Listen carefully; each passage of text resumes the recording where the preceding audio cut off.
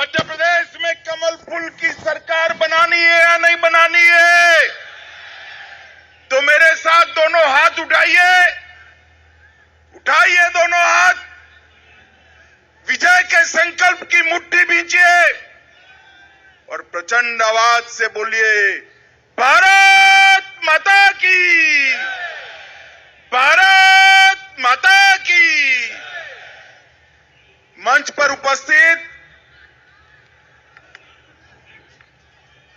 भाई, मेरी आवाज बड़ी है, दिखाई पड़ेगा, तुम बैठ जाओ, ऐसा लगेगा तो मैं बताऊंगा उनको। जोर से ताली लगाओ भारतीय जनता पार्टी के विजय के लिए। मंच पर उपस्थित श्री राघवेंद्र गौतम जी, बहन रंजना वघेल जी, हमारे माननीय सांसद छत्तर सिंह दरबार जी, मनोज सोमानी जी, जयपाल सिंह चावड़ा जी, डॉक्टर राज बर्फा जी, अनंत पवार जी, नारायण सोनी जी, श्री राजेंद्र सिमाली जी, श्री सचिन पांडे जी, श्री सचिन जायसवाल जी, विक्रम निंगवाल जी, अजय राठौड़ जी, दशरथ सोलंकी जी, और आज जिस युवा प्रत्याशी को मैं जिताने के लिए आया हूं, हमारे प्रत्याशी भाई शिवराम कन्नौज जी। जोर से ताली बजाओ शिवराम के लिए। भाई पीछे जो लोग खड़े रहे हैं, थोड़ा आगे आ जाओ यार, काहे को दूरी रखते हो? आगे आ जाओ, आगे आ जाओ सारे लोग। पीछे जो लोग खड़े हैं आगे आ जाए जरा। मित्रों, सबसे पहले मैं नर्मदा मैया को, संत सिंगाजी महाराज को प्रणाम कर कर मेरी बात की शुरुआत करना चाहता हूं। कल धनतेरस थी, आज रूप चौदस है, कल दीपावली है। मैं समग्र मध्य प्रदेश की जनता को शुभकामनाएं देना चाहता हूं कि दीपावली मध्य प्रदेश की शुभ हो। बहुत अनंत शुभकामनाएं देना चाहता हूं। मित्रों, ये दीपावली के बाद कल दीपावली में पटाखे जलाएंगे या नहीं जलाएंगे? अरे जोर से बोलो ना, जलाएंगे या नहीं जलाएंगे? मगर इस बार मध्य प्रदेश को 3 दीपावली मनानी है। अरे ताली क्या बजा रहे हो यार? पूछो तो कैसे, पूछो कैसे? देखो, एक दीपावली कल मनानी है, मनाएंगे ना? दूसरी दीपावली 3 दिसंबर को भाजपा सरकार बने तब मनानी है, और तीसरी दीपावली 22 जनवरी को अयोध्या में रामलल्ला मंदिर में बैठे तब मनानी है। माताओं, भाइयों, बहनों, कई सालों से देश की जनता के हृदय की इच्छा थी कि अयोध्या में रामलल्ला टेंट से निकलकर भव्य मंदिर में विराजमान। मगर ये कांग्रेस पार्टी राम मंदिर के मुद्दे को अटका रही थी, लटका रही थी, भटका रही थी। अब मोदी जी ने इसका भूमि पूजन भी किया और प्राण प्रतिष्ठा भी 22 जनवरी को करने वाले हैं। और मैं तो आज यहां पर मनावर वालों को कहने आया हूं, भाई दर्शन करना है या नहीं करना है? अयोध्या का करना है या नहीं करना है? देखिए, पहले तीर्थ स्थान की यात्रा हमारे शिवराज जी ने चालू करी थी, कमलनाथ जी ने बंद कर दी, फिर चालू करी। मैं आपको कहने आया हूं, कमल फूल की सरकार जब बनेगी, सभी को बारी बारी अयोध्या का दर्शन कराने का काम हमारी सरकार करेगी। ये कांग्रेस पार्टी ने हमेशा से भारतीय संस्कृति का अपमान करा है। मोदी जी ने अयोध्या में राम मंदिर बनाने का रास्ता प्रशस्त किया, महाकाल लोक बनाया, काशी विश्वनाथ कॉरिडोर बनाया, बाबा केदारधाम और मां विंध्यवासिनी के तीर्थ क्षेत्र बनाए, करतारपुर साहिब कॉरिडोर बनाया, कश्मीर में मां शारदा पीठ की फिर से पुनः प्रतिष्ठा करी और नए संसद भवन में सेंगोल लगाकर भारतीय संस्कृति का सम्मान करने का काम हमने किया। एक और मोदी जी देश भर के सारे सांस्कृतिक स्थानों को पुनर्जीवित कर रहे हैं और दूसरी ओर एक कांग्रेस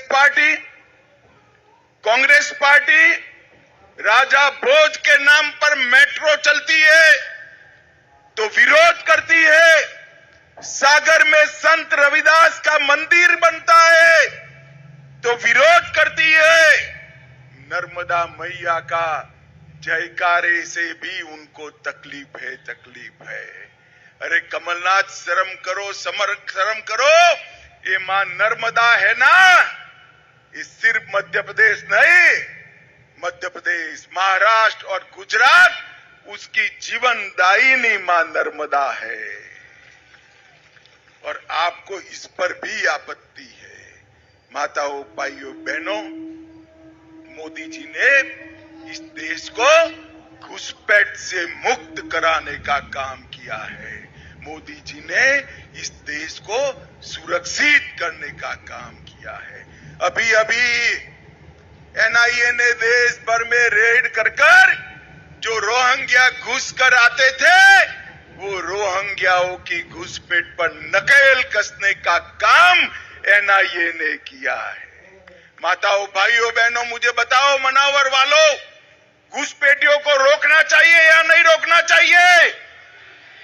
अरे जोर से बोलो, रोकना चाहिए क्या नहीं रोकना चाहिए? ये इंडिया अलायंस वाले रोक सकते हैं क्या? ये कांग्रेस पार्टी रोक सकती है क्या? मोदी जी ने पीएफआई पर बैन लगाया, कश्मीर से धारा 370 को हटाकर कश्मीर को हमेशा के लिए भारत का कर दिया। भाइयों, बहनों, मैं जब कश्मीर का बिल लेकर खड़ा हुआ, ये राहुल बाबा है ना, राहुल बाबा जानते हो ना? जानते हो ना भाई? ये राहुल बाबा कहते थे कि मत हटाओ। मैंने पूछा क्यों ना हटाए भाई?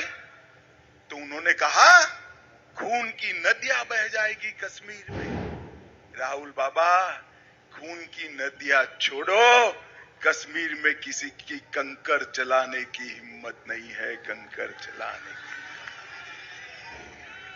ये कांग्रेस पार्टी के शासन में सोनिया मनमोहन की सरकार थी 10 साल तक, पाकिस्तान से आलिया, मालिया, जमालिया घुसते थे और बम धमाके कर चले जाते थे।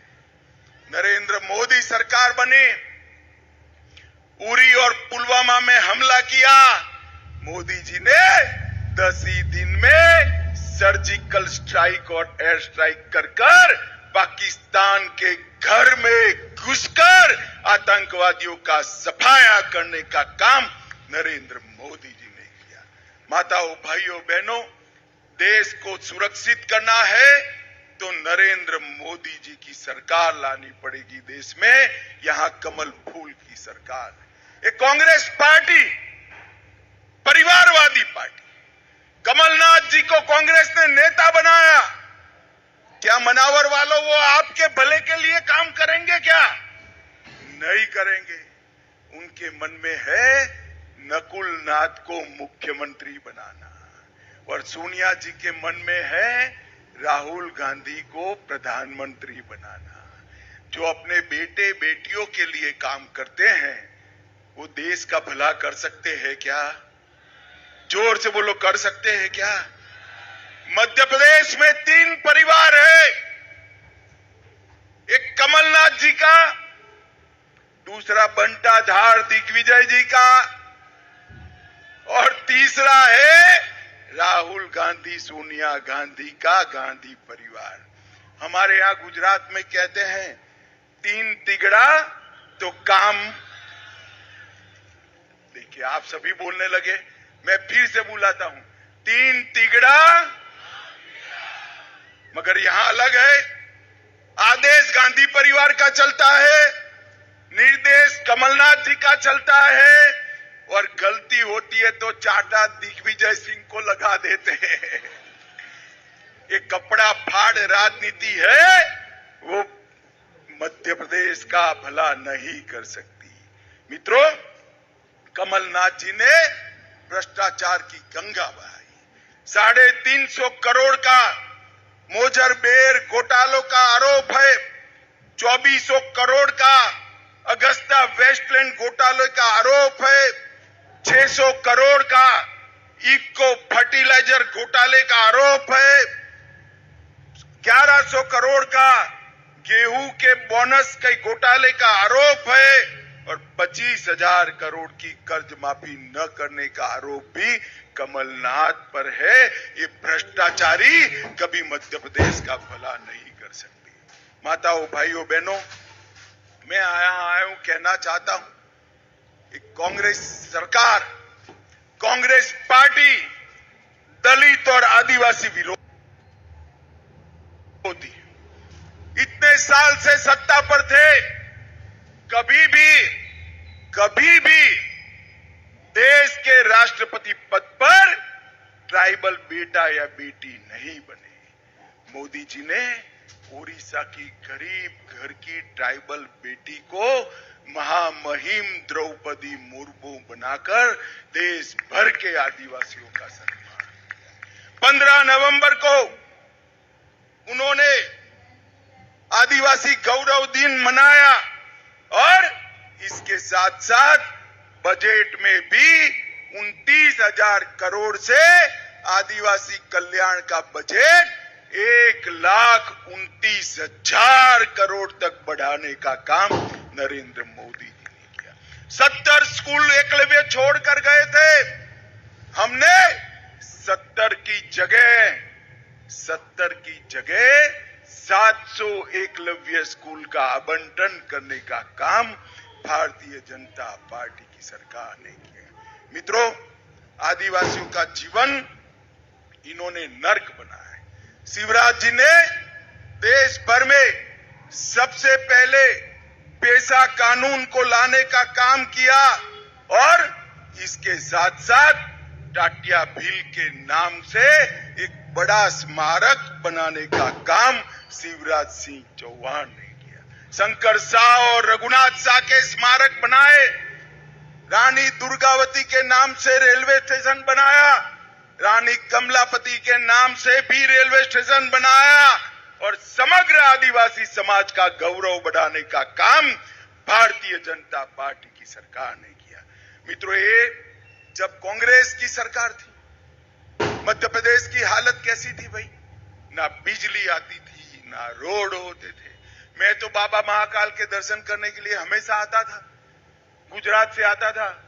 गुजरात से दाहोद तक गहरी नींद में सोते थे, जापवा आते ही तुरंत नींद खुल जाती थी, क्योंकि गाड़ी ऐसे गड्ढे में गिरती थी जिससे आपको नींद लगे ही नहीं, मालूम ही नहीं पड़ता था कि रोड में गड्ढे है या गड्ढे में रोड है। भारतीय जनता पार्टी ने मध्य प्रदेश को बंटाधार स्टेट से, बीमारू राज्य से विकसित राज्य बनाने का काम भारतीय जनता पार्टी ने किया। ये मध्य प्रदेश में कांग्रेस 23,000 करोड़ का बजट छोड़कर गई थी। कितना बोलो तो भाई? 23,000 करोड़। फिर से बोलो। भाजपा ने सरकार ने 18 साल में 23,000 करोड़ के बजट को 3,14,000 करोड़ तक पहुंचाने का काम भारतीय जनता पार्टी की सरकार ने। एसटी, एससी और ओबीसी में शिवराज सरकार ने बजट को 1,000 करोड़ से 64,000 करोड़ तक पहुंचाया। कृषि विकास दर 3% से 18% तक पहुंचाया। एमएसपी पर गेहूं की खरीदी सिर्फ 4 लाख मैट्रिक टन बंटाधार करते थे, शिवराज जी 4 लाख से बढ़ाकर 71 लाख मैट्रिक टन तक ले जाने का काम शिवराज जी ने किया। मेडिकल की सीटें 620 से 4000 तक पहुंचाई और मोदी जी ने मध्य प्रदेश के लिए ये 9 साल में लाखों करोड़ रुपया भेजा है। मित्रों, 10 साल तक ये कांग्रेस पार्टी की सरकार थी। मैं कहना चाहता हूं कमलनाथ जी को, सोनिया मनमोहन सरकार का हिसाब लेकर आइए। 10 साल में आपने मध्य प्रदेश को कितना रुपया दिया? 10 साल में 2 लाख करोड़ रुपया दिया था। सिर्फ कितना दिया था भाई? अरे जोर से बोलो, कितना? मध्य प्रदेश को 10 साल में 2 लाख करोड़ दिया, ग्रांट इन एड और डिवेल्यूशन की ग्रांट में केंद्र से।